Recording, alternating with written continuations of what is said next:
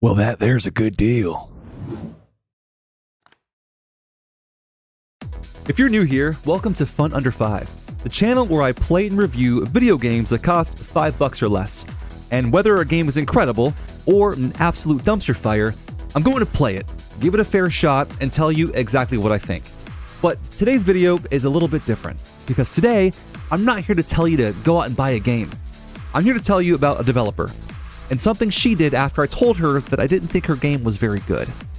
Because I've played some pretty bad games on this channel, and I've had some pretty harsh things to say about a few of them, but I've never had a developer respond quite like this.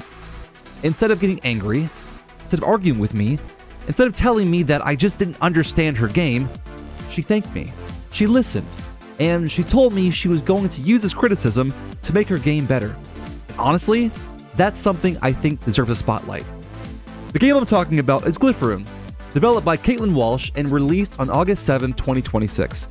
Name-Glyphrune is a medieval roguelike card game with 4 different classes, and when I played it, I saw the game with a really good foundation, but one that, in my opinion, just wasn't ready yet. It clearly draws inspiration from games like Slay the Spire and Monster Train, and there are some genuinely really interesting ideas here, but there were a lot of missing systems that I felt were very important for this type of game.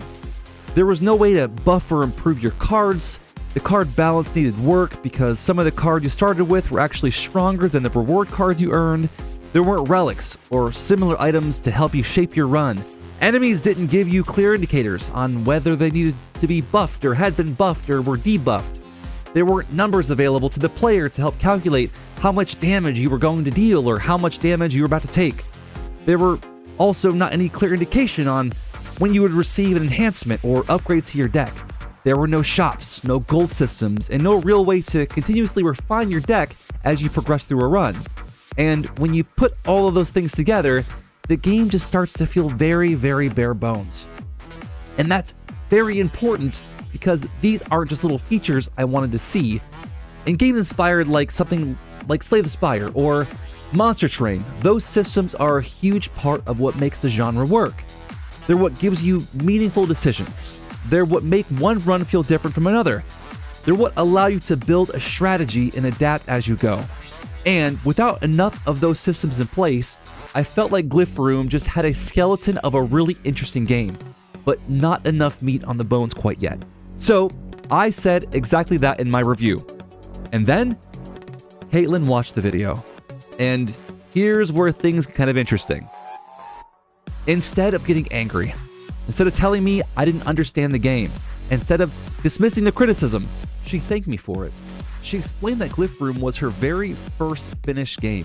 She acknowledged that she released it too soon, and most importantly, she said she was already working on improving it and adding systems because she understood why the game felt shallow and confusing.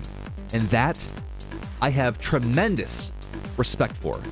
Because, let's be honest, it can't be easy to put something you've poured your time and energy into the world and then watch somebody pick it apart. Take it from me, I'm a YouTube content creator. I get picked apart all the time. But especially when the person is telling other people that they shouldn't go out and buy it. But criticism isn't always an attack. Sometimes criticism is someone telling you exactly where your project needs some work. And Caitlyn seemed to understand that. I actually responded to her comment and told her that despite my criticisms, I thought the foundation of Name-Glyphrune was very, very good. The artwork is great, the music and the atmosphere work very well, and the idea of exploration within a roguelike is genuinely interesting. There is something here worth building on, and I even offered to playtest future versions of the game if she ever needed an outside perspective, because I genuinely want to see where this game goes. And that's really why I'm making this video. Not because Name-Glyphrune is suddenly a perfect game, it is not. Not yet anyways. But because I think Caitlyn is doing something that deserves to be recognized. She's listening, she's learning, and she's taking the criticism of her first game and using it as motivation to make a next version better. That's exactly what I hope happens with Name-Glyphrune. I hope she keeps adding those missing layers. I hope the combat gets deeper. I hope the classes become more distinct. I hope the progression and exploration systems continue to evolve. And I hope she gets the opportunity to turn that foundation into the game she originally envisioned. I think there's a lesson here for other developers. When someone reviews your game and points out problems, it's really easy to take that personally. You made the game, you spent your time on it, you probably spent countless hours working on it. So when someone comes along and says, hey, this isn't working, it's understandable to feel defensive. But the best thing you can do is step back, listen, and ask yourself, is there something I can learn from this? Because the people playing your games are experiencing it very differently than you are. And sometimes the criticism you don't want to hear is exactly the criticism you need to hear. Caitlyn didn't have to agree with everything I said. She didn't have to like my review. She didn't have to thank me, but she did. And when she told me she was going to work on it, that's how you turn criticism into improvement. So Caitlyn, if you're watching this, please keep cooking. Seriously, don't let one review or even a bunch of negative reviews make you think your project isn't worth continuing. You finished your first game. You put it out into the world. You took criticism on the chin from a stranger on the internet. And instead of getting defensive, you listen. That's how you get better. And if you continue approaching Glyphrune that way, I would genuinely love to come back to this game later and see how far you've taken it.